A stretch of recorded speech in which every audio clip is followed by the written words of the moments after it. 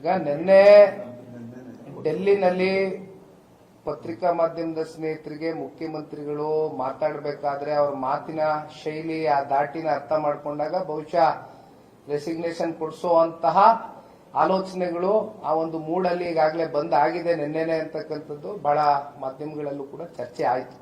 ನಾವು ನೋಡ್ತಾ ಇದ್ವು. ಒಟ್ಟಾರೆಯಾಗಿ ಈಗ ನಾಗೇಂದ್ರ ಅವರ ರೆಸಿಗ್ನೇಷನ್ ಸಂಬಂಧಪಟ್ಟಂತೆ ವಿಚಾರವಾಗಿ ಹಿಂದೆನೂ ಮೂಡ ಪಾದಯಾತ್ರೆ ಮಾಡಿದಾಗ ಆಗ್ಲೇ ಇದು ವಾಲ್ಮೀಕಿ ನಿಗಮದಲ್ಲಿ ಹಗರಣ ಮುನ್ನೆಲೆಗೆ ಬಂದಿತ್ತು. ಆಗ್ಲೂ ಕೂಡ ಇದನ್ನು ಚರ್ಚೆ ಮಾಡಿದ್ದೇವೆ.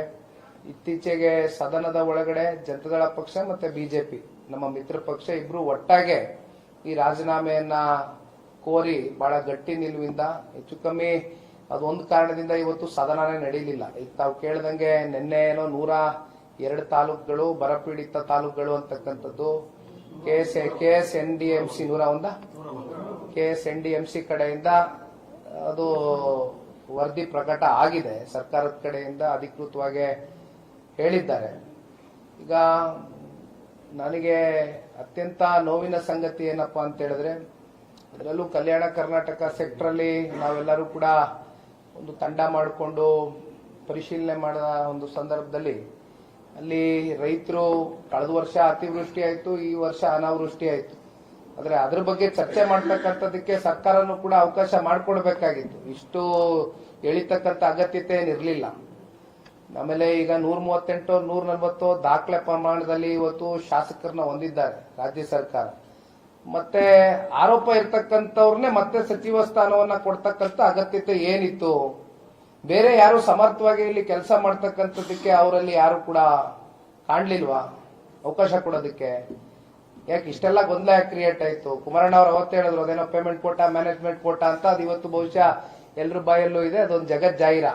ಅದು ಯಾರು ಎಷ್ಟೆಷ್ಟು ಅಪ್ ಫ್ರಂಟ್ ಏನಾಗಿದೆ, ಬಿಫೋರ್ ಏನೋ ಆಫ್ಟರ್ ಏನೋ, ಬಹುಶಃ ಆಫ್ಟರ್ ಗೊತ್ತಾಗಲ್ಲ, ಈಗ ಹೋಗ್ತಾ ಹೋಗ್ತಾ ಗೊತ್ತಾಗುತ್ತೆ. ಬಿಫೋರ್ ಒಂದಷ್ಟು ಚರ್ಚೆಗಳ ಬಂದಿದೆ ಗಮನಕ್ಕೆ.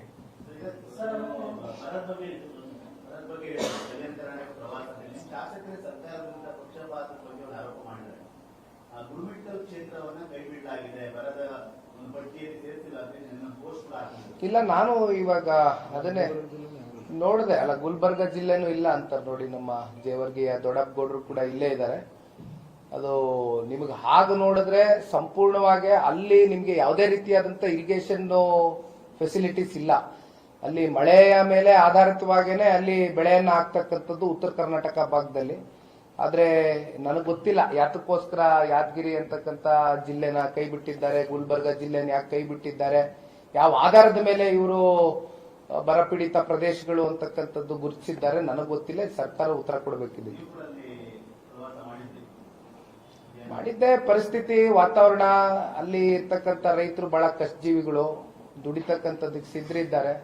ಅಂದ್ರೆ ಅವ್ರಿಗೆ ಅಲ್ಲಿ ನೀರಾವರಿ ಯೋಜನೆಗಳು ಯಾವ ಒಂದು ಮಟ್ಟಕ್ಕೆ ಆಗಬೇಕಾಗಿತ್ತು ಇಲ್ಲಿವರೆಗೂ ಆಗಿಲ್ಲ. ಮಳೆಯ ಒಂದು ಆಧಾರದ ಮೇಲೆ ಅಲ್ಲಿ ಕೃಷಿ ಮಾಡ್ತಾ ಇದ್ದಾರೆ ರೈತರು. ಹಾಗಾಗಿ ಸರ್ಕಾರ ಇಂಥ ಸಂದರ್ಭದಲ್ಲಿ ರೈತರ ಜೊತೆ ನಿಂತ್ಕೋಬೇಕು. 3,000ಕ್ಕೂ ಹೆಚ್ಚು ಜನ ರೈತರಿಗಾಗಲೇ ಆತ್ಮಹತ್ಯೆ ಮಾಡ್ಕೊಂಡಿದ್ದಾರೆ ಇಡೀ ರಾಜ್ಯದಲ್ಲಿ. ಏನಿಲ್ಲ, ಸೌಹಾರ್ದಿತವಾದಂತ ಒಂದು ಭೇಟಿ. ಸಮಯ ಕೇಳಿದ್ರು ಕೇಂದ್ರ ಸಚಿವರು ಸನ್ಮಾನ್ಯ ಕುಮಾರಣ್ಣ ಅವರು, ಸಮಯ ಕೊಟ್ಟಿದ್ರು, ಭೇಟಿ ಮಾಡಿದೀವಿ. ಯಾವ ರೀತಿ ನಮ್ಮ NDA ಕೂಟದ ಮಿತ್ರತ್ವವನ್ನ ಮತ್ತಷ್ಟು ಬಲಿಷ್ಠಗೊಳಿಸಬೇಕು, ಯಾವ ರೀತಿ ಪರಸ್ಪರ ಪ್ರೀತಿ ವಿಶ್ವಾಸ ಗೌರವದಿಂದ ಹೋಗಬೇಕು, ಮತ್ತಷ್ಟು ಒಗ್ಗಟ್ಟನ್ನ ಪ್ರದರ್ಶನ ಮಾಡಿಕೊಂಡು ಹೋಗಬೇಕು, ಒಂದು ಒಳ್ಳೆ ರಿಸಲ್ಟ್ ಅನ್ನ ಮುಂದಿನ 2028ರ ಚುನಾವಣೆಗೆ ಯಾವ ರೀತಿ ತಗೋಬರ್ಬೇಕು ಅಂತಕ್ಕಂಥದ್ರ ಬಗ್ಗೆನೂ ಕೂಡ ಸಾಕಷ್ಟು ಸಲಹೆಗಳು ಮಾನ್ಯ ಗೌರವಾನ್ವಿತ ಪ್ರಧಾನಮಂತ್ರಿಗಳು ಕೊಟ್ಟಿದ್ದಾರೆ, ಸ್ವೀಕರಿಸಿದ್ದೀವಿ.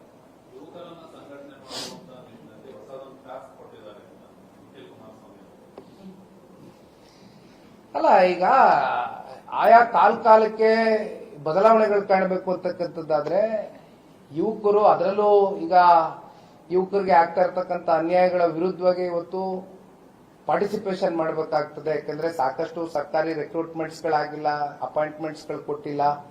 ಜೊತೆಯಲ್ಲಿ ಈಗ ತಾನೇ ಬೆಳಗ್ಗೆಯಿಂದ ಸನ್ಮಾನ್ಯ ಕುಮಾರಣ್ಣ ಅವರು ಎಲ್ಲ ಕೂಡ ಮಾತನಾಡಿದ್ದಾರೆ KPSC ವಿಚಾರವಾಗಿ. KPSCದು ಒಂದು ವ್ಯವಸ್ಥಿತವಾದಂತ ಒಂದು ಬದಲಾವಣೆ ತಗೊಂಡು ಬರಲೇಬೇಕು. ಯಾಕಂದ್ರೆ ಇದು ಇಂದಿನಿಂದ ಅಲ್ಲ, ಇದು ಆಯಾ ಕಾಲಘಟ್ಟದಲ್ಲಿ ಪ್ರತಿ ಸರ್ಕಾರಗಳಲ್ಲೂ ಕೂಡ ನಾವು ಕೇಳ್ಕೊಂಡ್ ಬರ್ತಾ ಇದ್ದೇವೆ. ಆದ್ರೆ ಇದಕ್ಕೆ ಬಹುಶಃ ಮುಂಬರ್ತಕ್ಕಂಥ ದಿನಗಳಲ್ಲಿ ಒಂದು ಬದಲಾವಣೆ ಆಗ್ಬೇಕು ಇವೆಲ್ಲ.